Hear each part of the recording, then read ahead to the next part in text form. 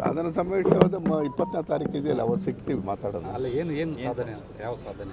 ಸಾಧನೆ ಏನು ಅನ್ನೋದು ಅವತ್ತು ಹೇಳ್ತೀವಲ್ಲ.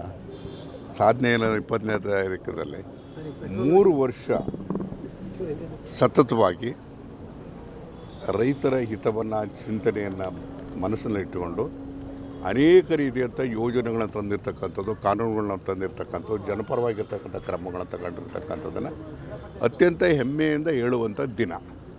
ಸಿದ್ದರಾಮಯ್ಯರ ನೇತೃತ್ವದಲ್ಲಿ 3 ವರ್ಷಗಳು ಮುಗಿದಿರ್ತಕ್ಕಂಥದ್ದು ಮತ್ತು ಇಂದಿನ ವರ್ಷ 5 ವರ್ಷದಲ್ಲಿ ಮುಂದಿರ್ತಕ್ಕಂಥದ್ದು ಅತಿ ಹೆಚ್ಚಿನ ಅನುಭವ ಇರತಕ್ಕಂಥ ರಾಜ್ಯದಲ್ಲಿರ್ತಕ್ಕಂಥ ಮುಖ್ಯಮಂತ್ರಿಗಳ ನೇತೃತ್ವದಲ್ಲಿ ಆ ಕಾರ್ಯಕ್ರಮ ನಡೀತದೆ. ಅದಕ್ಕೆ ಉಪಮುಖ್ಯಮಂತ್ರಿಗಳು, ರಾಜ್ಯದ ಎಲ್ಲ ಮಂತ್ರಿಗಳು ಎಲ್ಲರೂ ಕೂಡ ಭಾಗವಹಿಸಿ, ಶಾಸಕರೆಲ್ಲರೂ ಕೂಡ ಭಾಗವಹಿಸ್ತಾರೆ. ಅದೇ ಅದು ಅದು ಅದು ಅದು ಅಲ್ಲಿ ಮೇಲಿದಾರಲ್ಲ ವರಿಷ್ಠರು, 2,500 ಕಿಲೋಮೀಟರ್ ದೂರದಲ್ಲಿರೋ ವರಿಷ್ಠರಿಗೆ ಬಿಟ್ಟಿರ್ತಕ್ಕಂಥ.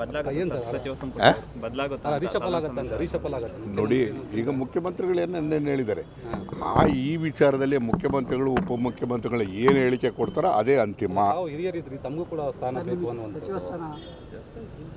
ಅದು ಯಾವಾಗಲೂ ನಿರಂತರವಾಗಿ ಇದ್ದೇ ಇರ್ತದೆ. ತಮ್ಮ ಅಪೀಲ್ ಇದೆ, ಇದ್ದೇ ಇದೆ.